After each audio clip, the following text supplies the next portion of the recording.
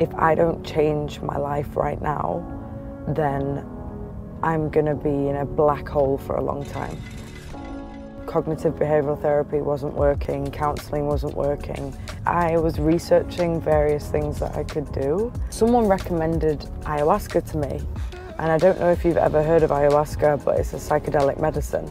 After experiencing ayahuasca, do you believe we go somewhere, or do we just become fertilizer for the trees? Oh my gosh, it wasn't until I took ayahuasca that I realized what actually does happen. I was super, super depressed, and that's how I got into bodybuilding. People have said the craziest stuff to me on social media, and it doesn't touch the sides. I'm surprised I've not already burst into hysterics, but I'm waiting for it. You've been through hell and back. It's like, what are you gonna do to me? This was Nikki talking about real estate, aliens, food, bodybuilding, and everything in between. So without further ado, I'm Radin Jerome. Wherever you are in your life, or wherever you're going, whether financially, spiritually, or for your health, I hope you're on your way. Now let's get into it.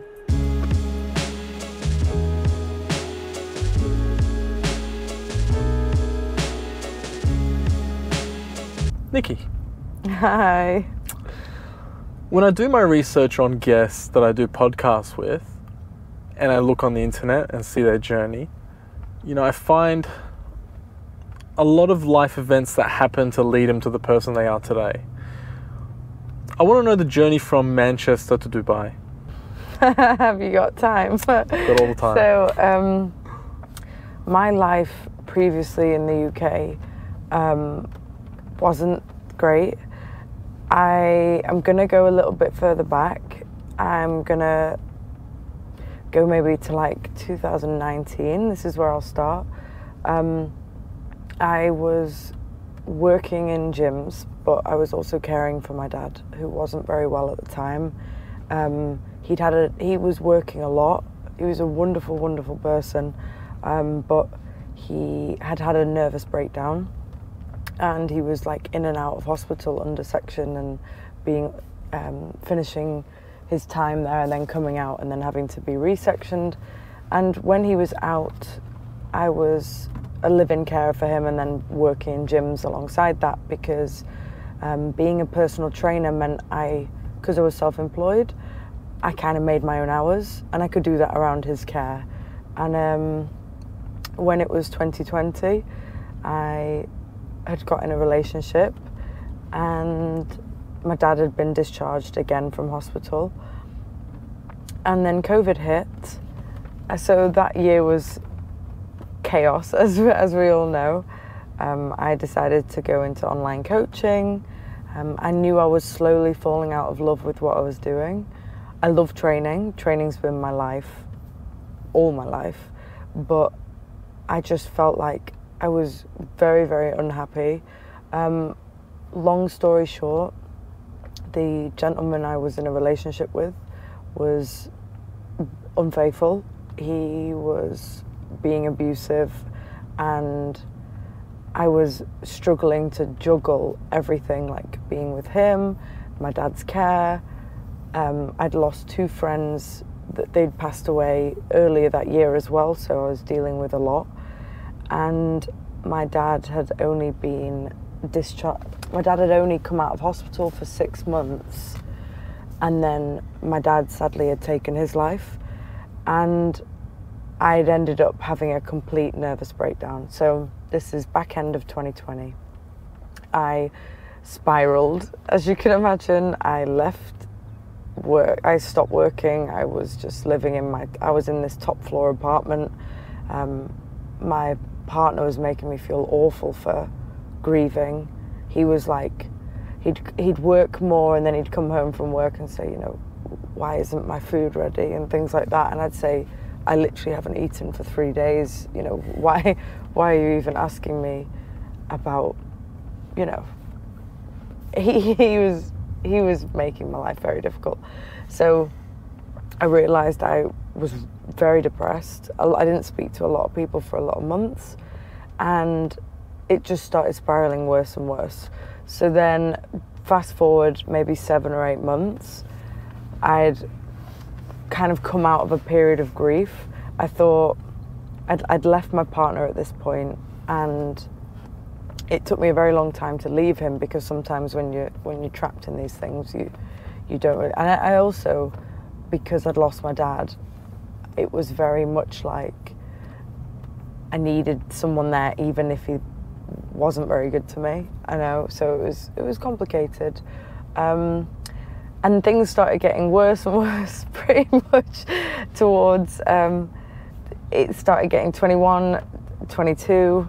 It just carried on, and I started having a lot of therapy and thinking to myself, you know, should I go back to work? And I went back to work after about 7 months, and I realised I didn't love it anymore.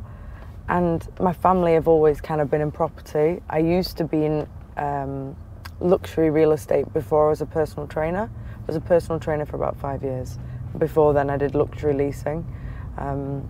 But it was like minimum wage and no commission, and I was doing okay. So I thought I'm gonna be a PT, and then I had those years. Things got so bad, relationship wise, work wise, family life wise, and the relationship I have with my family who are still here isn't that great either. So they weren't the most helpful when I was going through what I was going through. So I ended up having a full-on nervous breakdown. I was in hospital for 2 days and then came out, and I kind of got to the point where I said to myself, if I don't change my life right now, then I'm gonna be in a black hole for a long time. So I was researching various things that I could do to try and help myself, because cognitive behavioural therapy wasn't working, counselling wasn't working, the NHS weren't helping, and I was just kind of like, I don't really have support from my family, what am I going to do? So someone recommended ayahuasca to me, and I don't know if you've ever heard of ayahuasca, but it's a psychedelic medicine. And I don't personally take things, but I was open to this because it's seen as a form of therapy. So I booked a flight to Costa Rica in January of this year, and I flew out there with my sister. So we flew to Miami, then we flew to Costa Rica, and I spent a week in a retreat. And at the retreat, you have 2 days of like breath work, yoga. It's like a full-on detox. You have to detox for a month before you even do the retreat. You have to, there's like a list of things that you can't have prior to the retreat, like meat, dairy, you can't have drugs, medication, things like that, because you have to cleanse your body. So the first 2 days were classes and getting to know about the medicine and what you're going to experience and how to breathe through it, because it's very, very overwhelming. I could go into the whole experience for hours, but I'll just try and briefly summarize the experience. There's 4 days of ceremony, and pretty much I took this psychedelic medicine for 4 days, and you trip for 8.5 hours every day. And I don't know, some people won't be open to listening to this, and because some people are quite closed off, but during your experience, everyone's experience is slightly different, and every time you take it, it's slightly different. But it can make you re-experience previous trauma, it can make you speak to spirit, it can make you manifest in something that's non-physical. You can see different layers of consciousness. Like, some of the things that you go through is actually crazy. Like, some people have childhood trauma come forward that they'd suppressed and never knew about, and there's a way to deal through it, because a lot of people have addictions now that they don't know where it's come from, like the root cause. So like what the medicine does is shows you where the root cause of your issues are coming from. It's very complicated, but it's such an amazing experience. It's like, it changes your life, 100,000,000%, it changes your life. And pretty much I went for this therapy. I had a deeply profound experience on the last ceremony. That was a 12-hour ceremony. On the 4th day? On the 4th day. It was like it's like the first 3 days physically and mentally prepared me to completely go under.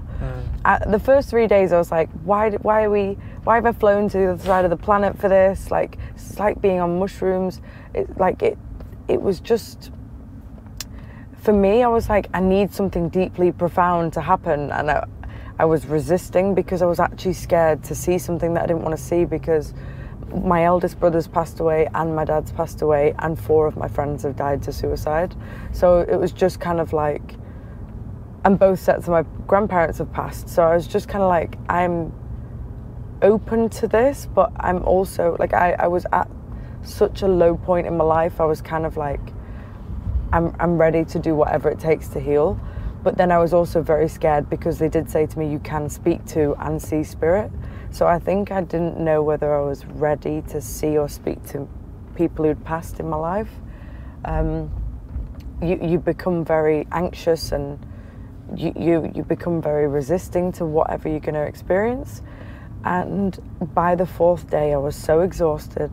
I was so tired because you throw up for the whole time that you're doing it. So you can't help that. It's like a purge. It's an energy purge. But everyone's in this room. There's like 100 people in a room throwing up. Like it's not the most exciting holiday to want to go on, but it's very deeply healing. So it makes sense. But I was so exhausted that I stopped resisting. And the 4th day, on the 4th ceremony, the shaman performed what he needed to, and then I took the medicine and I completely went under, and I had an out-of-body experience, and it lasted 4 hours. And it was the craziest thing I've ever experienced in my life. But there was one point of the trip, I won't fully go into everything that I experienced because I'd be here for so long. Give me a nutshell. I really want to know what you experienced. Like, I was gonna do a YouTube video on it because a lot of people ask me to tell them about it, and every time I've tried to speak about it, it's hard to speak about something that someone can't see or experience themselves because it's not in the physical. So in a brief summary, I've really struggled to make that video. Maybe one day I will, but I'm still processing, to be honest. In a nutshell, it kind of started, so when you first fully go under, your body goes into seizure, like actually goes into seizure. So the staff carry your physical body outside, they put you on the mattress outside and they tie up your body. This sounds really crazy, and anyone listening to this that's looking to take ayahuasca, it's fine. You'll be with medical professionals and staff and you'll be absolutely fine. So don't worry if they tie you up and you wake up and your body's bound. It's fine. Like, it's not, you're not gonna die. Unless you're into being tied up. Unless you're into it, then definitely go and do it. No, but so my body went into seizure. I got taken outside and they were looking after me. Thank you so much. And there's certain parts of it that I won't be able to remember, because when you go out of your body, you just go back into consciousness and you're experiencing loads and loads of different things. When you come back into your body, you're limited by your mind. You're limited by what your brain can comprehend. Sure. When you're out of it, you experience everything and everything. It's really incomprehensible, to be honest. Okay. Like it's like you see colours that don't exist. Like I can't explain it. Sure. It's really crazy. Sure. And it started off in a really dark place. It usually does. It's like a game. The best way for me to describe it, it's like going through different layers of consciousness, but like it's like different levels of a game. For me, it started in a really dark place. I was in a dark room. I remember opening my eyes thinking, where am I? I couldn't see my physical body. I couldn't feel my body, but I could see. It was very strange. And I was looking around and I'm in a pitch black room, even though my physical body was outside being tied up somewhere. Like, I was in a dark room. And then I had to go through this process of facing a lot of things that I was still holding on to. And I know where certain things were coming from, and like fear of abandonment and complexes I've had from childhood. And there was a little part at the beginning where I had to kind of face being sexually assaulted as a child.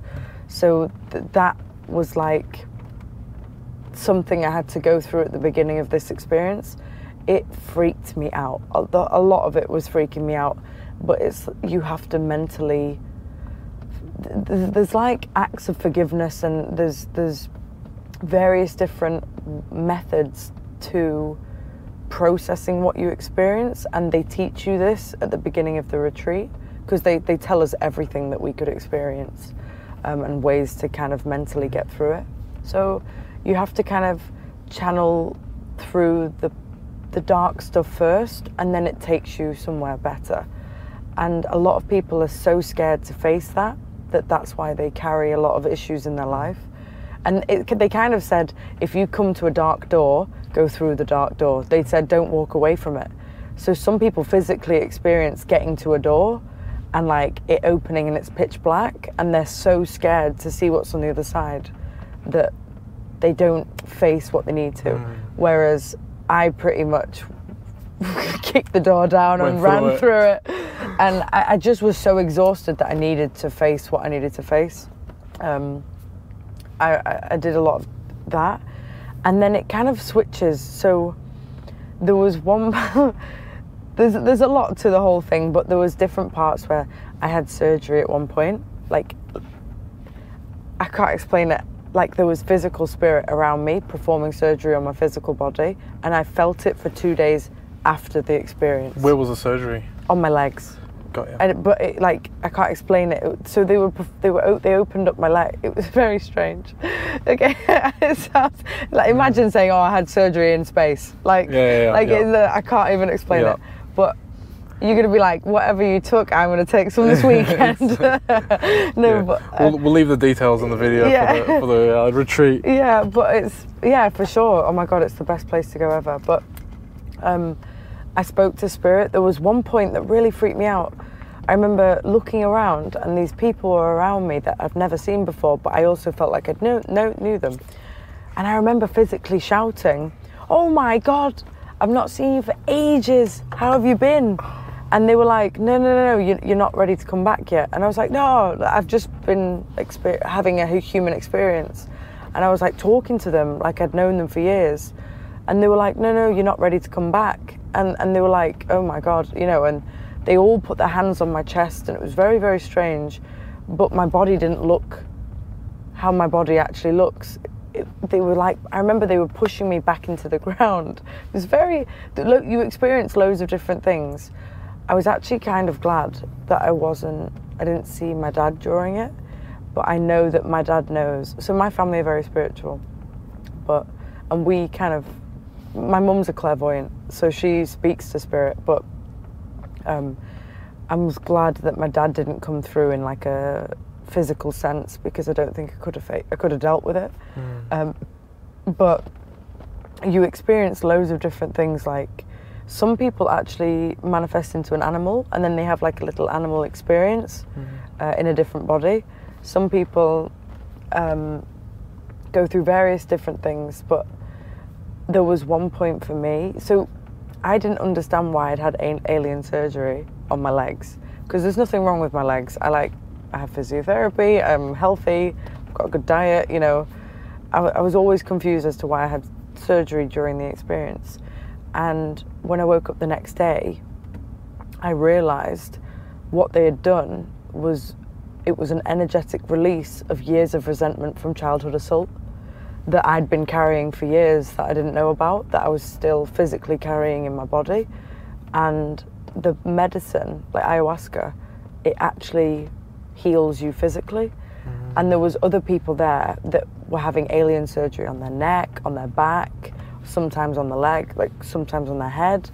And when we all got together the next day, we all spoke about our experiences, and some people had various other things healed for them. Some people had years of, they might have had pancreatic pain, but actually it had come from issues with their father that they never let go of. The medicine makes you realize where we're carrying things that we're not letting go of energetically, because it can manifest in the physical. It was kind of saying to me, like, you're unhappy in your career, you're doing something that you're not supposed to be doing right now.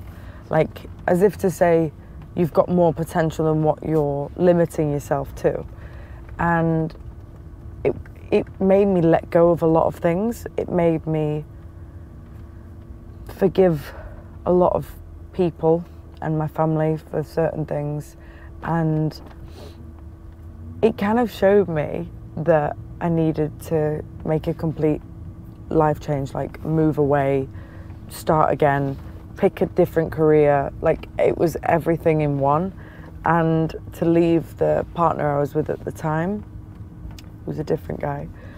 And I remember after that day, the last ceremony, when I got back into my body, it was really crazy. I remember I was in consciousness. I was seeing loads of things that I actually can't physically put into words what I was seeing. It was hours and hours of this mad shit. Like, I was not there, I was not in the room. And I had 3 members of staff with my body the whole time, and they like whisper to you because they know that your brain can hear it, but you're not there. I can't explain it. It's very, what do they whisper? So she was saying to me, "Sister, can you hear me?" And at first I wouldn't be able to. And then she kept saying, "Can you hear me? Let me know can you feel this?" So they were touching my physical body, like holding my arms, and I couldn't feel it. And I would talk back to them, and I'd say, "I can't feel it." And I'm like, "Where am I?" And they said, "Describe what you can see, where are you?" And then I'd tell them where I was. And this sounds crazy, but one of the members of staff that was with me, so the staff are also on ayahuasca, because you energetically have to be on a similar level to, they know how to assist you, but one of the members of staff was also with me wherever I was. I physically saw him with me while there was one part of the trip. So that was very, very strange for me, because I saw him in the physical in this, it was very, very strange, I can't even. But they helped me get back into my body, and it was the weirdest feeling from being out of it and getting back into it, because when you touch physical things again, it like shows you that we are everything. Like, we are literally part of everything. And then when we come back, we are only here in the human experience just to experience everything. A lot of people don't understand why we go through, sadness, pain, regret, all these feelings, but actually when we cross over, you don't experience any of it, because we can only experience it for our time here. And people don't understand how much of a blessing all of it is. And it really made me look at life differently. So I came back into my physical, and it freaked me out for so long. They gave me a bottle of water and let me lay down for a bit while I was processing. And they said to me that I was probably going to struggle for like a month after this. And you get another 3 days at the retreat to calm down and to all share your experiences, and to be on the hammocks, and to get the yoga, and to detox. And it was lovely. But I had this fear every single night to go to sleep, because I was so scared of going back up. That's the only way I can explain it, is to separate again, but without having the staff with me. So I was like forcing myself to try and stay awake, because I was so scared. Because what you see is so crazy that you can't, it's really hard to comprehend. And it messed up my sleep for a while. But I then started thinking about what I want to do moving forward. And I flew to Miami to then come back to the UK. Miami, I wouldn't go back to personally, but I came back to the UK, and I was like, right, I'm absolutely leaving. And I didn't tell my partner I was going. I just booked everything. I applied for jobs, and I was like, I know exactly what I'm going to do. I'm going to be a real estate agent again, because in the UK, maybe it wasn't for me, but my stepdad has a construction company, my brother has an interior design company, my mum flips houses. Like, property's always been something we've always done. I love property, and I loved being a real estate agent, but the reason I stopped was only because I was on minimum wage and no commission. And my sister's lived in Dubai for 3 years. So I thought, I've been coming to Dubai on and off for 10 years. It's tax-free.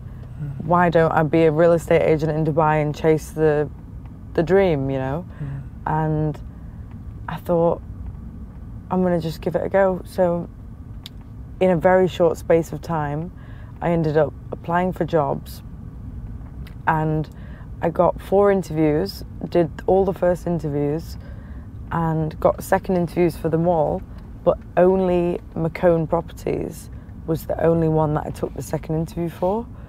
I had this just knowing to go with them. It was very strange. And I cancelled all the others, had my second interview with Chantel. She's left now, but I had my second interview with her.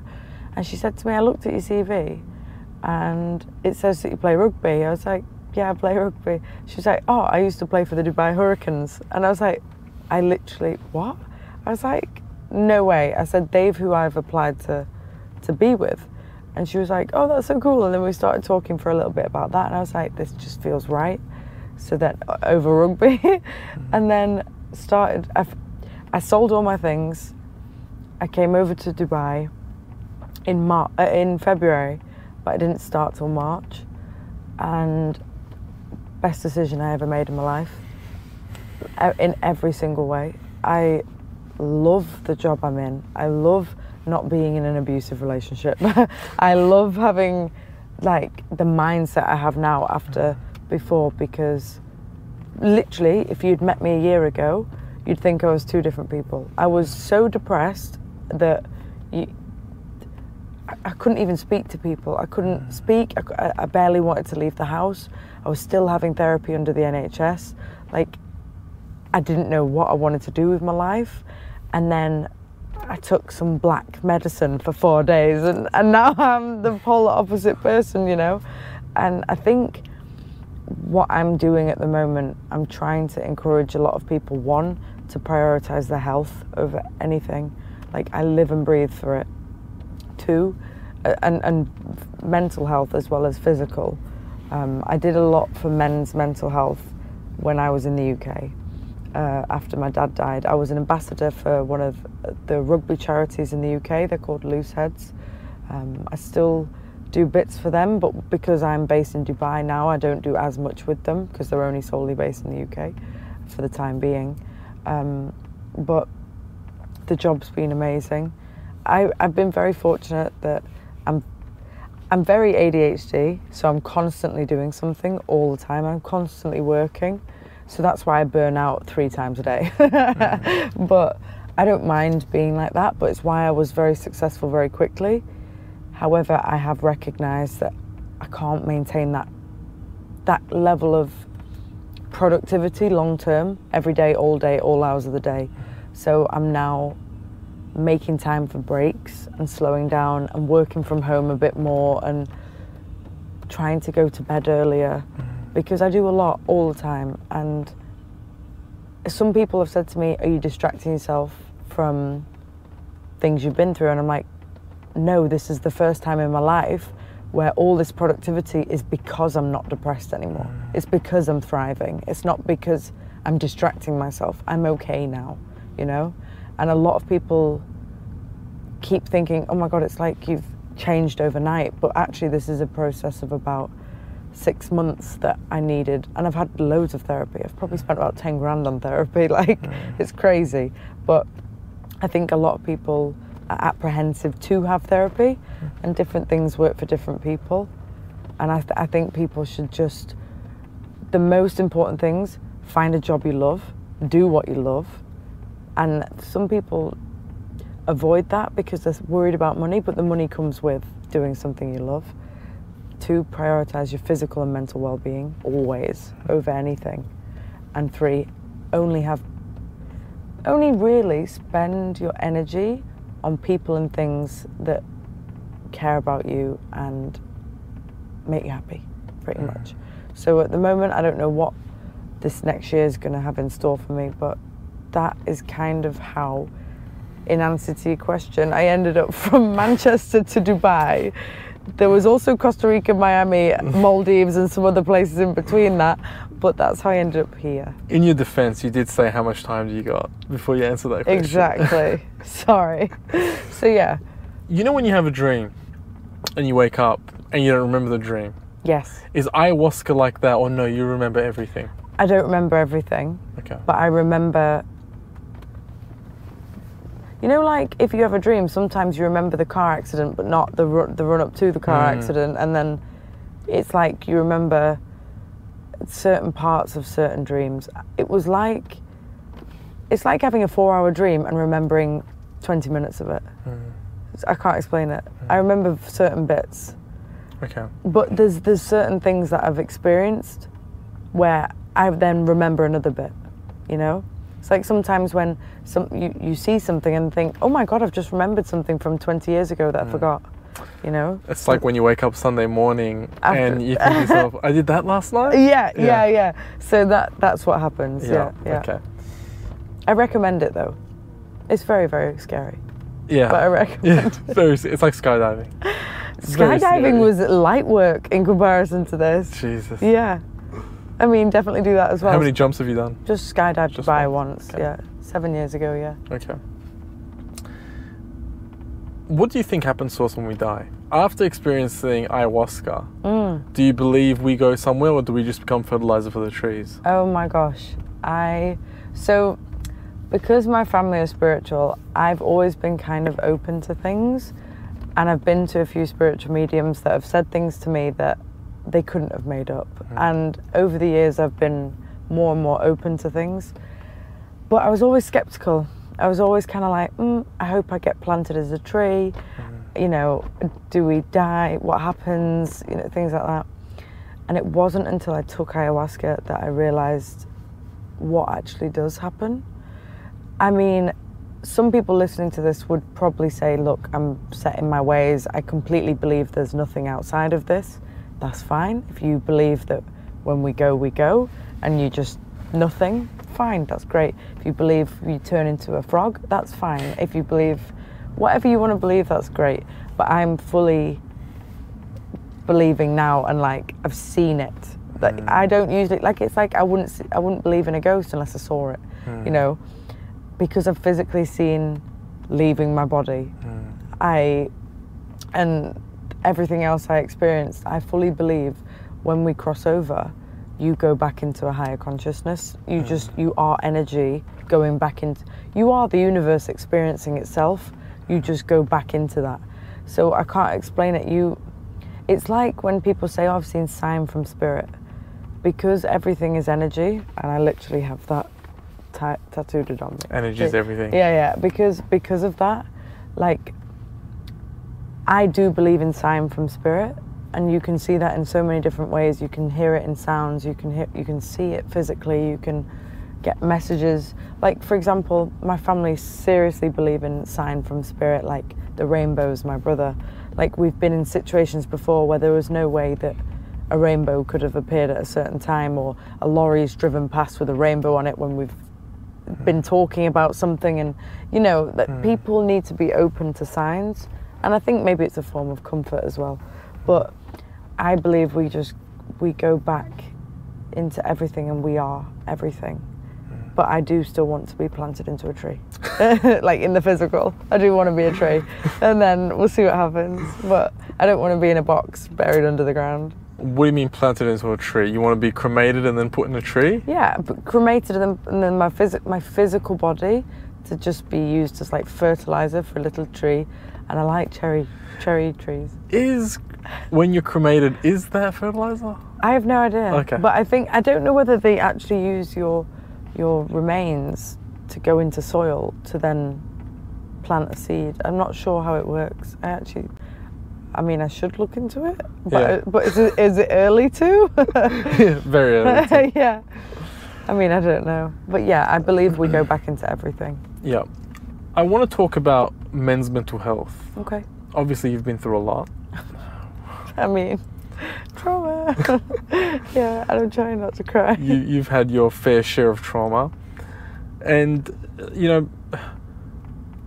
I want to talk about your dad specifically. Do you think every memory you've had of him, he's had suicidal thoughts, or was it something that came up as he got into his older age?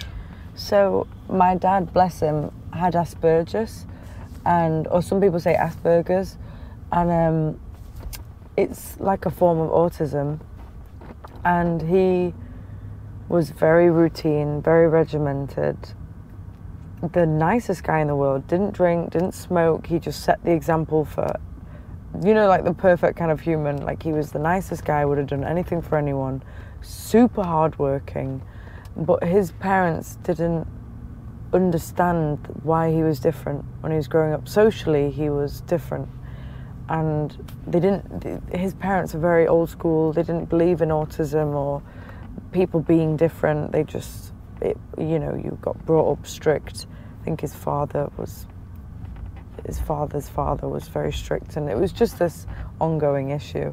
But his dad brought him up to be like, you're going to work all hours of the day, every day to provide, and then you die, pretty much. You know, it was like that. And I think, so my dad wanted to be a professional tennis player, but and he for sure had the talent, but because of the lack of self-belief, lack of support from his parents, not knowing he had Asperger's and not knowing why he was different, maybe he had complexes that prevented him from just getting to that level. But he was so good, he fell short of like being a professional tennis player, but he used to coach Great Britain. So he coached Great Britain. He was like a phenomenal coach. He stopped doing that. And then he was contracted to the LTA, and then he was contracted to David Lloyd Gyms. So he just worked, and tennis was his life. And then when I was born, he wanted me to be a tennis player, but I play every sport but tennis. So he was resentful for that. But he was just a complicated person that didn't know why he was different.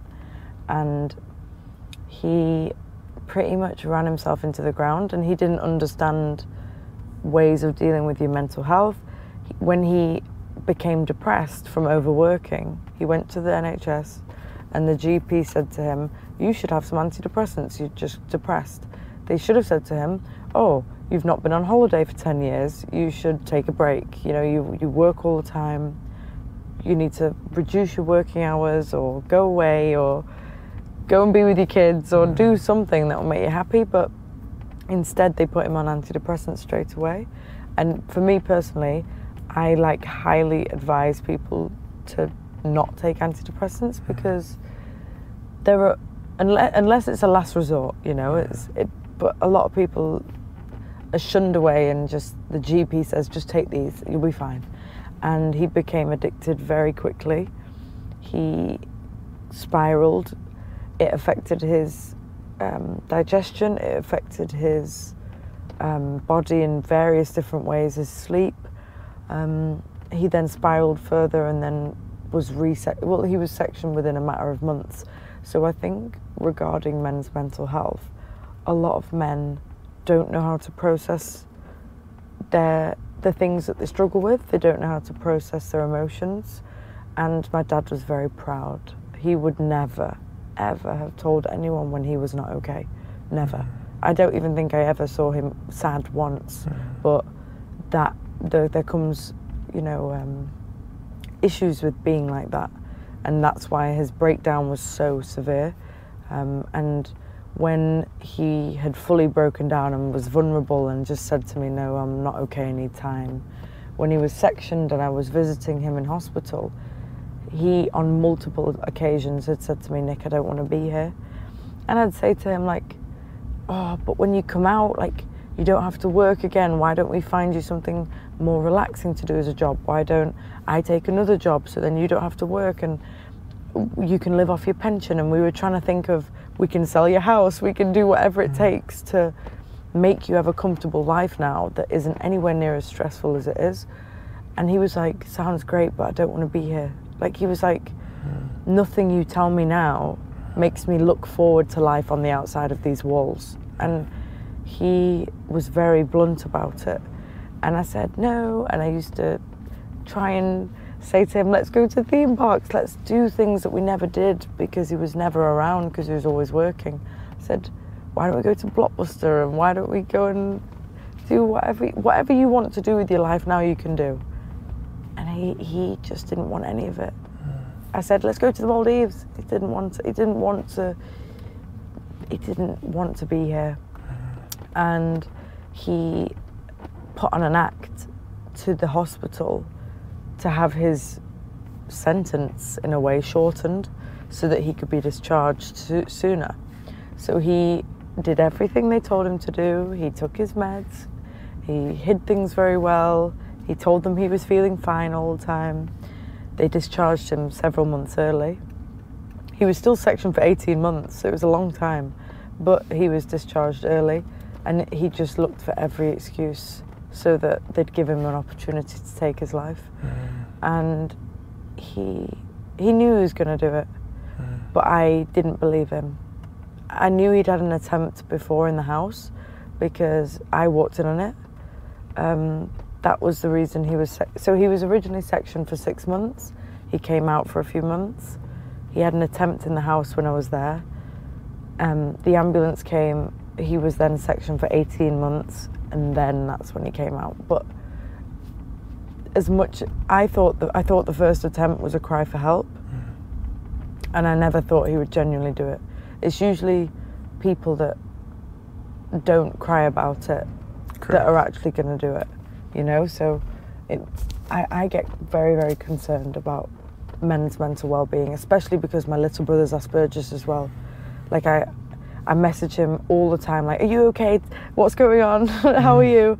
And he's a gamer. He's like, don't message me ever again, leave me alone. And he puts his headset back on and he's on his games. Yeah. And I'm just like, look, I get very scared because my oldest brother's died. He passed away from overdose. He passed away because he was an addict. But I just get nervous because my dad was like how he was. My brother was an addict, and I've got 2 brothers and a sister left. But I get worried now about everyone else because men don't talk about their feelings, and they don't. My brothers don't talk about their feelings anymore since what's happened. They, if anything, they're even more closed off.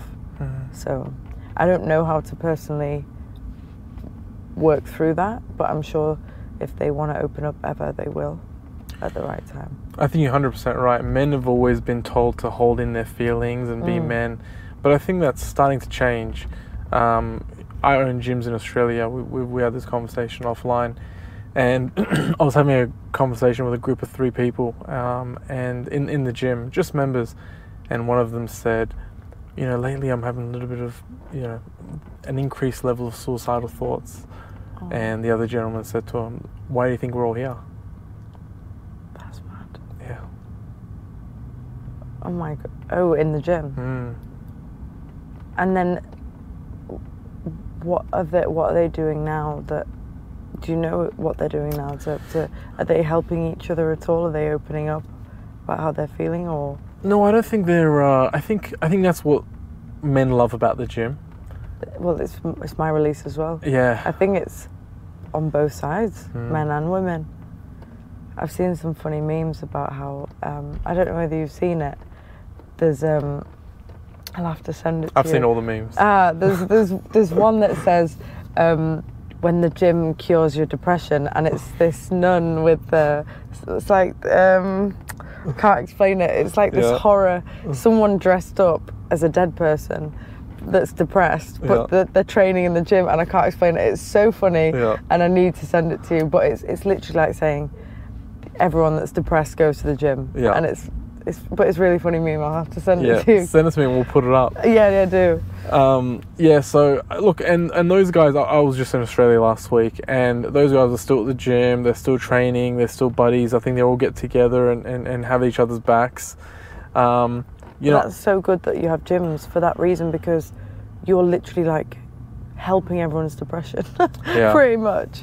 Yeah. That's amazing though. Yeah, so it's a very positive industry, and it's really fulfilling. You know, you're not causing obesity or anything like that. Preventing. Yeah. Or at least trying to. Yeah, at least trying to.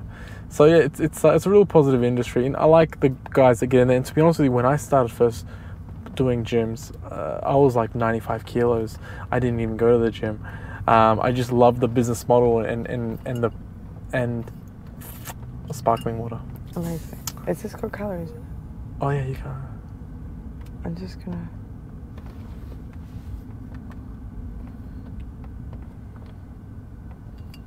I can't read Arabic. I'm not. I might. It's just water, though. I know, but I just don't know what's in it. No, don't worry about what's in it.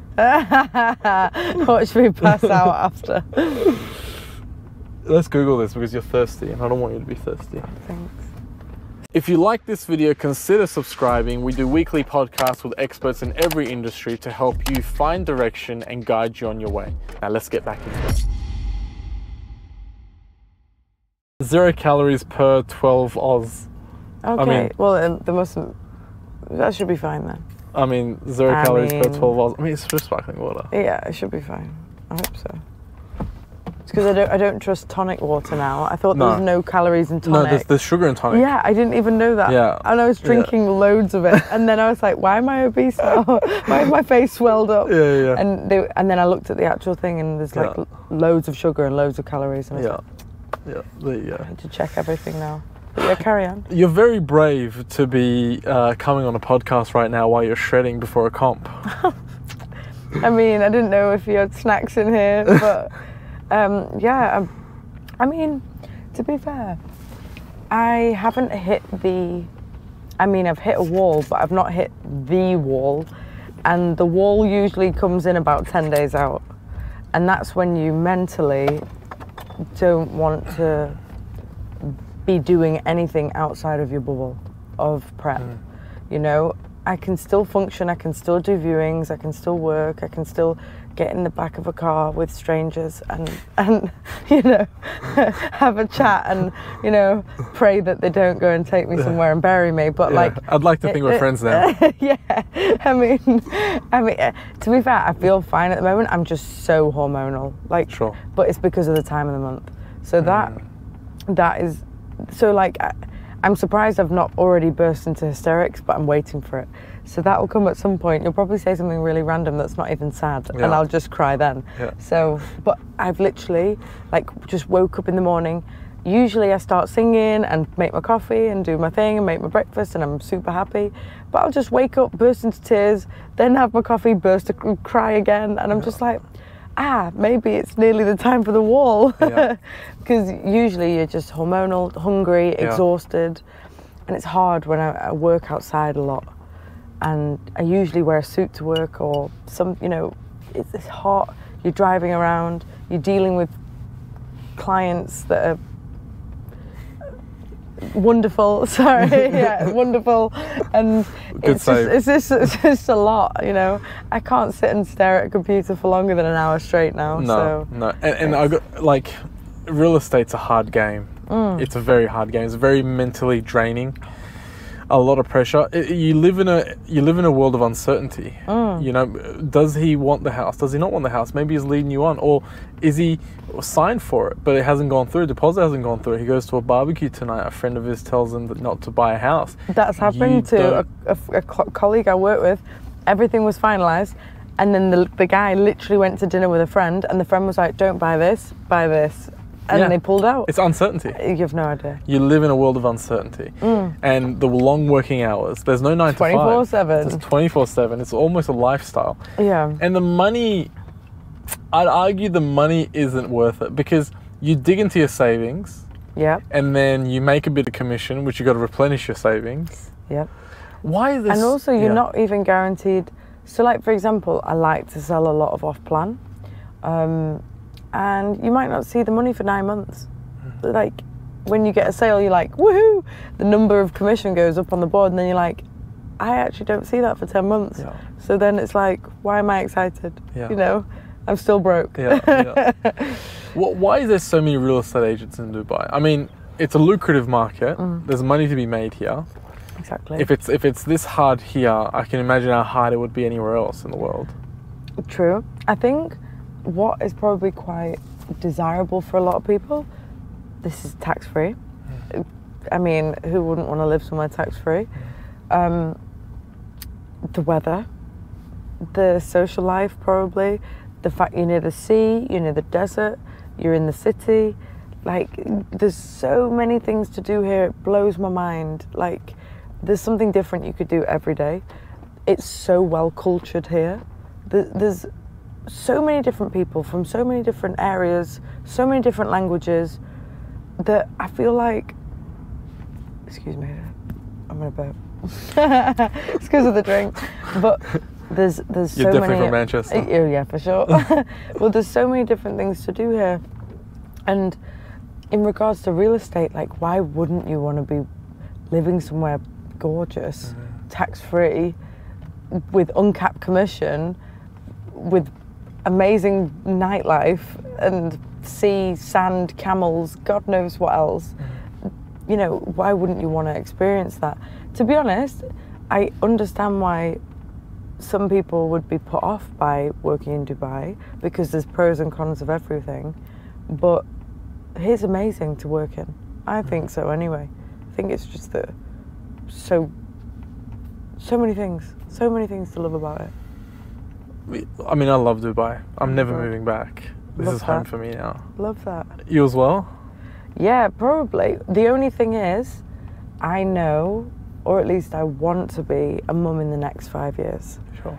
And I mean, I kind of mentally have felt like it's sooner rather than later, because my mum's 70 this next month, and I'm kind of in a position where I'm like, she could be here for 30 years, she could be here for 6 more months, I have no idea.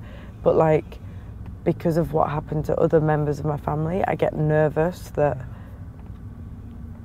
she's not going to be here for long. So like, I decided, actually, I'm going to be in Dubai, make as much money as possible for as long as I can, and then hopefully go back to the UK, settle down, have kids, and then my mum can experience that, and also be at a wedding. You know, I'd like that kind of typical life.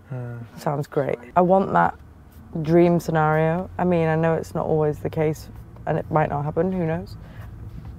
I might decide I don't want that life next year, but that's pretty much what I'm planning. So, wait, the ADHD's kicked in. I'm like thinking of food, but I'm just like, why? Should we go Macca's drive-through? Oh, I wish. Oh my God, it's like 2 days worth of calories. Should we? No, we can't. I can't touch McDonald's. Can't even look at the sign, let alone. What are you eating? I'm currently on around 100 a day. 1,100 a day? Yeah, roughly. Okay. So I'm on 145 grams of protein. How many days out are we, by the way? 3 weeks, 5 days. 3 or 5 days, okay. Not that I'm counting. Yeah. And like 5 hours. Yeah. You know. The next time you come on the podcast, I want you to come in your little outfit with holding the trophy and just say, this is what I did this for. Just come with your trophy. Okay, fine. Yeah. Done, deal. Yeah. Okay, deal. So that's, so I compete in the UAE on the 26th of August for WMBF UAE. So hopefully I do win. That'd be great. You've won before? Yes. In 2021.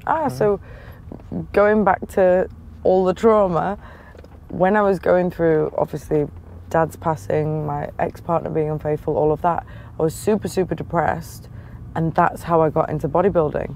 So after 4 months of being in a black hole in my apartment, a friend of mine said, like, you need to sort your life out. And I saw advertised a bodybuilding show for like a year later, and I was like, what, I should just do that.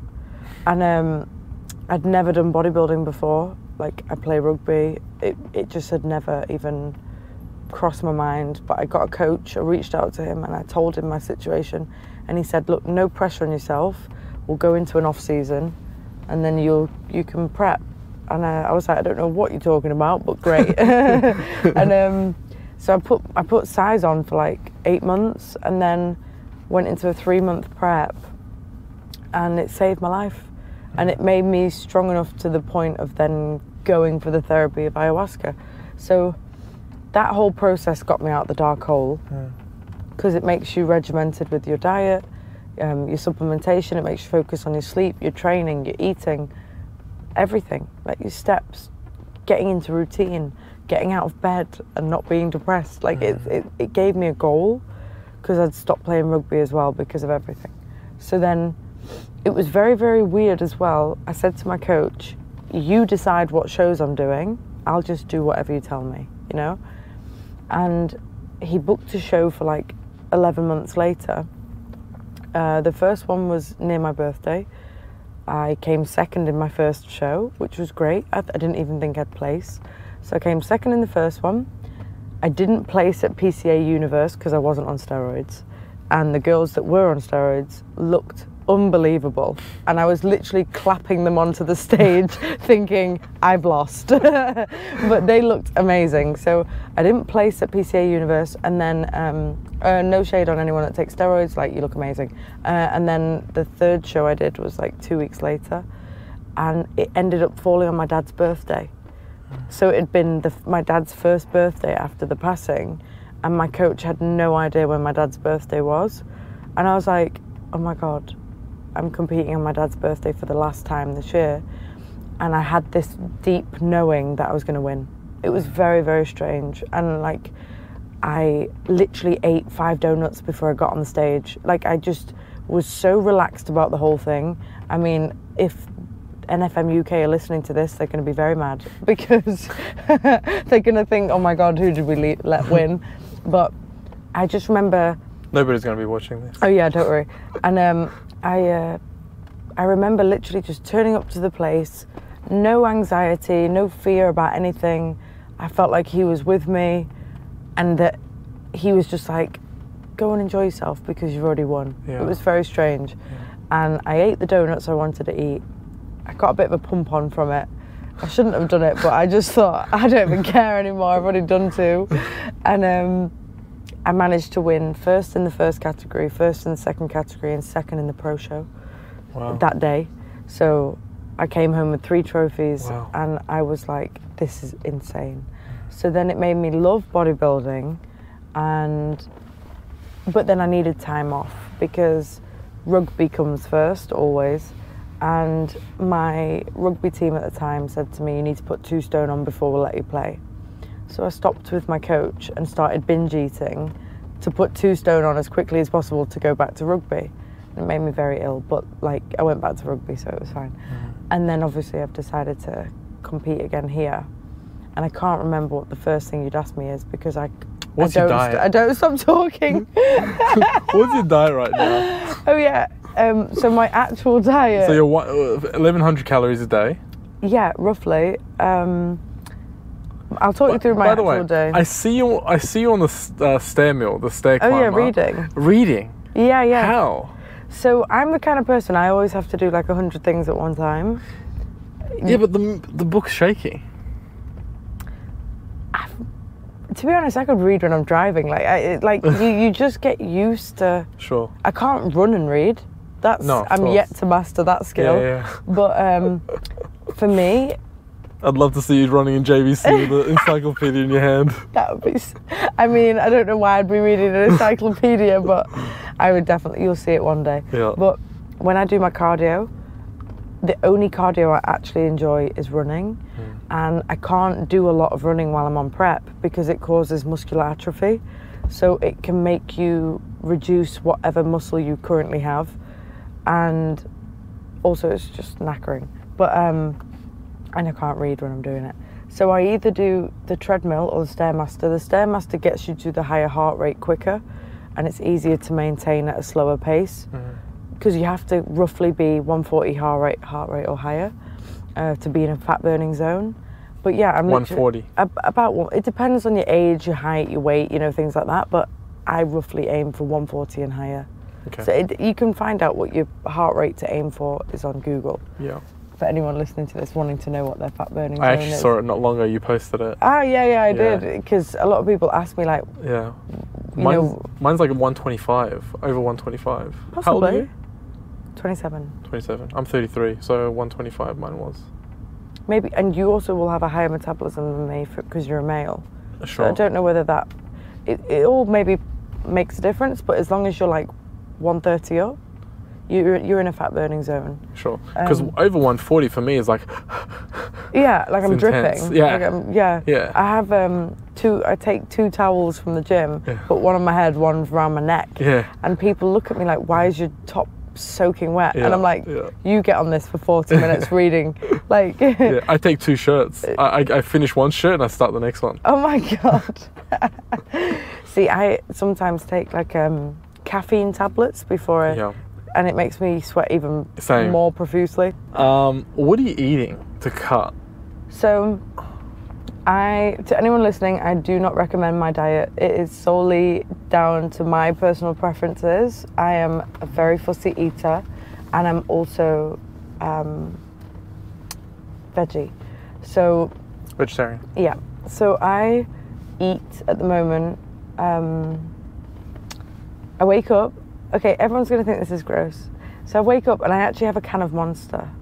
As soon as I wake up. Classy. Yeah, really classy. It's like opening a can of Stella first thing in the morning. My neighbours must think I'm an alcoholic because they'll just hear in the morning straight away. And so I have a can of Monster because I'm addicted, and then or a coffee if I've run out of Monster. Then I have my oats. I have the same breakfast every day, and I have for years. It's oats with a scoop of protein powder, mixed berries, soy milk, and a blob of Nutella. I love it. It's just typical oat bowl with protein powder. And then at lunch I might have veggie chicken or with cauliflower rice or zucchini noodles because they're both very low in carbohydrate and calories. Then you mix vegetables, carrot, broccoli, chili, garlic, all the good stuff. I have a protein bar. I recommend Barbell's caramel cashew protein bar. So good. And then dinner, you'll be sick. I have a bowl of edamame with spicy chili sauce. And then I have a bowl of yogurt with protein powder and mixed berries. And that's my dinner. Wow. Every day. You're cutting hard. To be honest, that protein bar will get cut out this week. Yeah. So the protein bar's gone. Yeah. And then as I get closer to the show, I'll have to cut like my lunch into like probably just yogurt with more protein powder. My whole diet is just protein powders. So you won't mind if I have this Kit Kat bar that I've got here? This slice of cake. No, I don't mind. I actually should have done that. I should have had a slice of cake looking at you eating it. That would have been evil. No. To be honest, it's not too bad. My cravings I'm still dealing with. They're not great at the moment, my cravings, because it's when it's your lady time, your cravings are high anyway, but when you get closer to the show, your cravings are bad maybe like 3 days out, but your body gets used to it. When you go from like 3,000 calories to pushing on 2,000, your cravings are awful as it starts getting down, but then as it's down and it's creeping down, you're actually fine. I feel fine, but not if you had cake with you. What's your exercise routine look like right now? So I currently weightlift 5 times a week. I do 2 lower body days, 3 upper body days. I do 5 sets of 35 to 40 minutes of cardio. So that's my Stairmaster reading. And I do an hour walk every day because I try and hit 15,000 steps minimum. So I've got to walk in the morning, I've got to walk to the gym and back. How many Ks is that? It's like just shy of 10K a day. Yeah. And I walk in the evening. So it's like 10K walk, 35 minutes cardio, and an hour and 15 minutes of weightlifting. So I exercise for nearly 3 hours, 5 days a week, and then 2 full rest days. And then I get massage and physio on one of my rest days. But that's my exercise at the moment. I don't go back to rugby until October now. I'm taking September off because I'm going to be too thin. Yeah.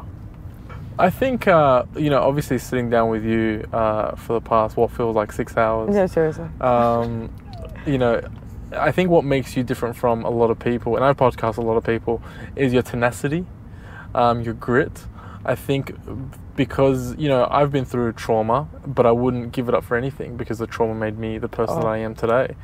So I think the tenacity and grit that you have, not many real estate agents, you have a very strong social presence, which agents do, but not as strong as you. And for somebody who, I was surprised when you told me you've been here since February. I thought you're an establishment. You're well, really a lot of people do. But I think because when I remember being on the flight out here, on the Emirates flight, I was sat writing exactly what I wanted to achieve this year, and I said to myself, like, I'm going to be all guns blazing. Like, when I come out here, I'm going to be relentless. And it helps that I have previous real estate industry experience. Yes, it was in the UK, but I also have been coming to Dubai on and off for 10 years, so I know Dubai, which also helps. But the fact that I have only been here for technically 4 months is crazy, because a lot of people think I'm famous. Like, it makes me laugh. People are like, oh, you're that famous real estate agent. I'm like, am I? Where? And I'm like turning around, who? You're Dubai famous. Yeah, I'm like Dubai famous. Yeah. And I think it's hilarious. Yeah. So I'm just going with it. Yeah. Like, people in the street, some of them know who I am. And I'm like, I laugh. I'm like, if you knew me, like, as soon as I go home, I put on a full tracksuit. Yeah. I'm from Manchester. Yeah. You have no idea. It's because of what you've been through. Yeah. You've got thicker skin than normal. For sure. And I think that also helps when it comes to social media, because I can take abuse, like someone could, like I'm getting shot at and I'm wearing a vest. Do you know what I mean? Like, some people can't deal with criticism, some people can't take social media issues. People have said the craziest stuff to me on social media, and it doesn't touch the sides. So I think that helps, because I'll take it as far as I need to take it. The vibe that I get from you, the energy that I get from you, is that you've been through hell and back. It's like, what are you going to do to me? I've physically seen hell when I was under. And like, sometimes I used to say to myself, like, oh, universe, what else are you going to give me now? Like, it was that bad. Like, it was, I've scratched the surface on some of the shit I've been through. But then I have that mindset that's also like, yeah, but other people have got it way worse. Like, I'm blessed. Does that make sense? Like, I can't change what's happened to me.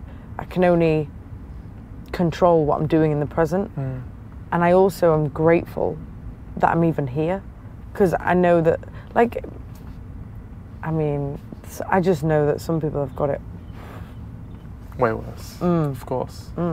So I appreciate that, and I appreciate that you asked me to come on here, especially because I don't stop talking. So you guys have sat through some shit. Thank you. Thank you for. I have no idea where we've even been driven. We could be in Sharjah. Yeah, we are actually. No way. No, we're not. If you like this video, consider subscribing. We do weekly podcasts with experts in every industry to help you find direction and guide you on your way. Now let's get back into it. I've enjoyed this podcast, and I've enjoyed, and I appreciate you telling your story and becoming vulnerable. Thank you. We have a bit of a tradition on this show that we ask all our guests before we finish. Oh God. And I feel like I know one of them, but I'm going to ask you the question. If you could have a dinner party with anybody, dead or alive, who would they be and why? Oh God, dead or alive? Anybody. Oh my gosh. Could be Elvis.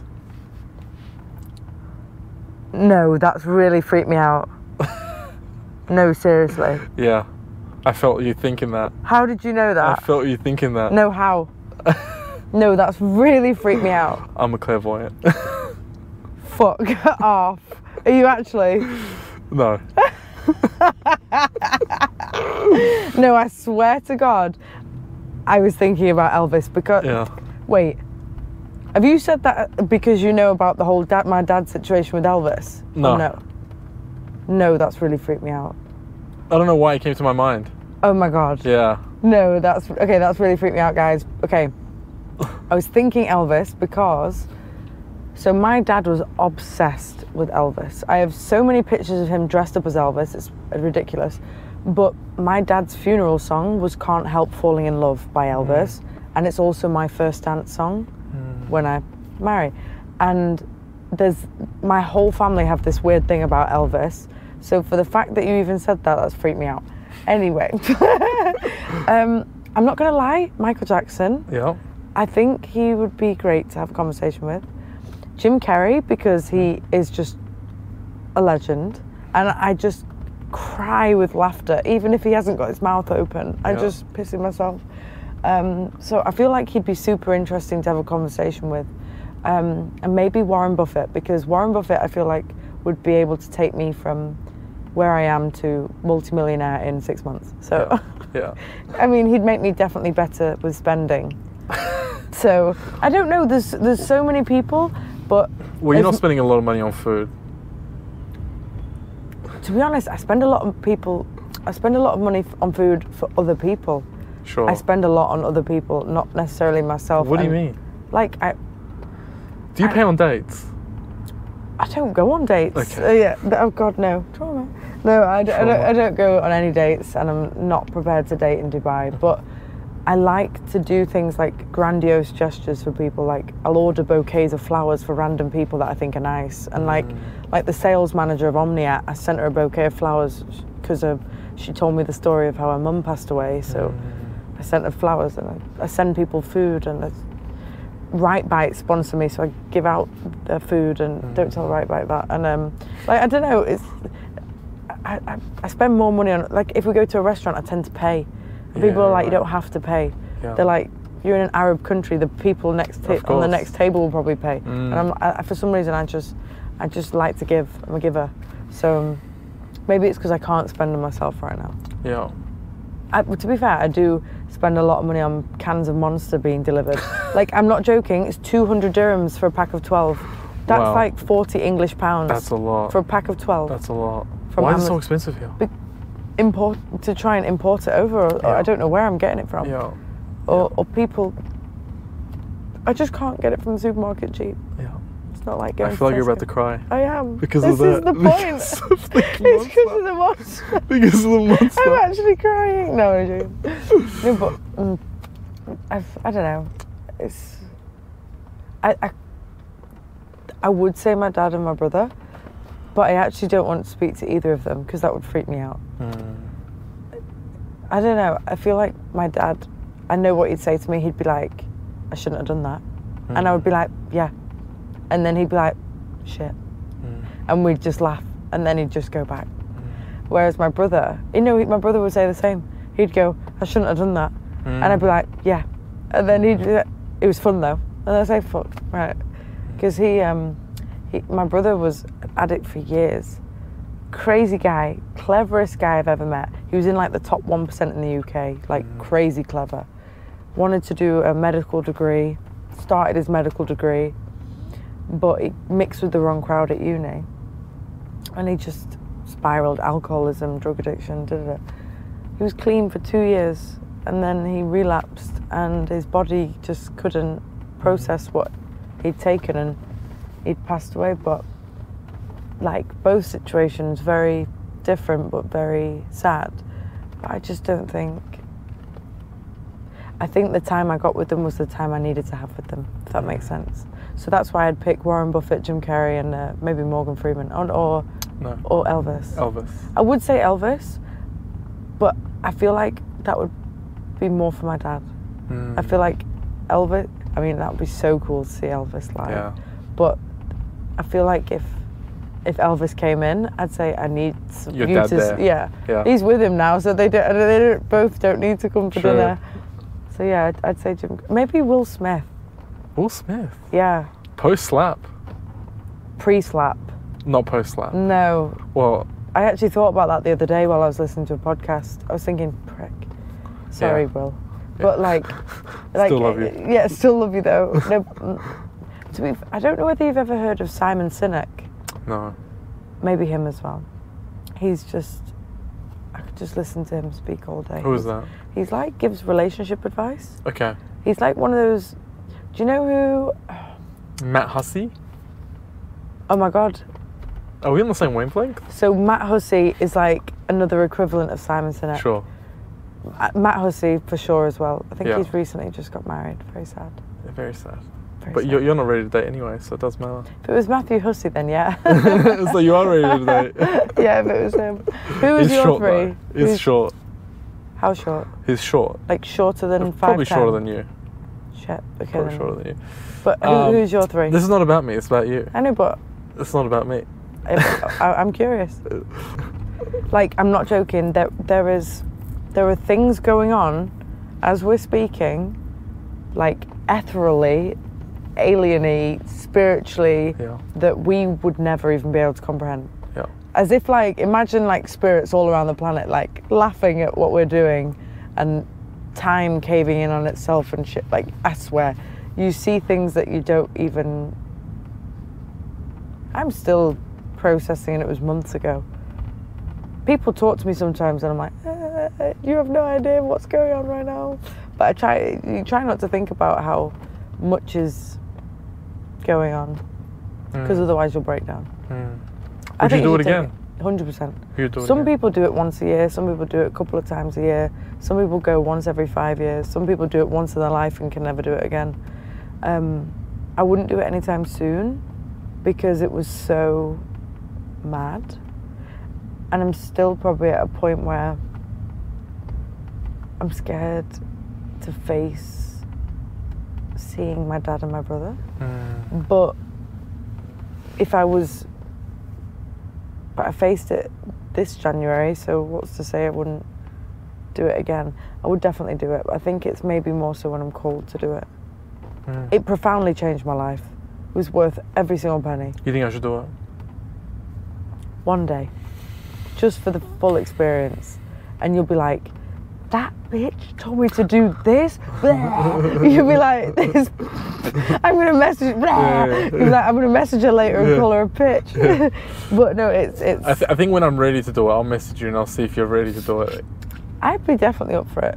You've got to do it in like... I prefer to do it with someone who's done it before. Well, my sister's flying my mum out to do it this year. Wow. Because I said to her, you do think what she's going to see is going to be so mad that she'll probably just pass away. But because my mum's a clairvoyant, she isn't scared of all that. Yeah. So if anything, she'll probably be sat with who she usually speaks to, and she'll be like, can I come over? And they're like, no, you've got a bit of time left. Shit. Yeah. They're going to say, no, Nikki wants you to stay alive for an extra 5 years so she can show you her kids and then you can go.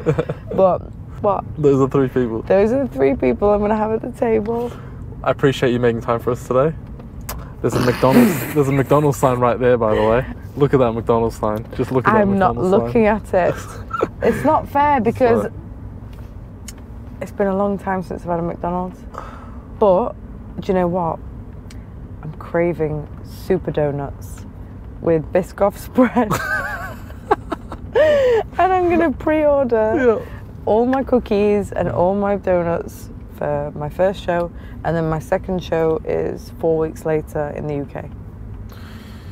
So next time you come on, I want you to come on with the trophy. Yep. No pressure. No pressure. Okay. But if you don't get the trophy, you'll never be invited on this show again. If I win, you all have to go and take ayahuasca in the next 5 years. Done. Okay, great. Both thumbs up. Okay, cool. Both thumbs up with the And drivers. if I lose, you all have to take ayahuasca in the next 5 years. So amazing. I will actually do that. I will come on, and I'll promise it'll be max 40 minutes. Maybe. No. It's okay. We enjoy that time. It's okay. Now, do you want to do a little clap to finish it? This was Nikki talking about real estate, aliens, food, bodybuilding, and everything in between.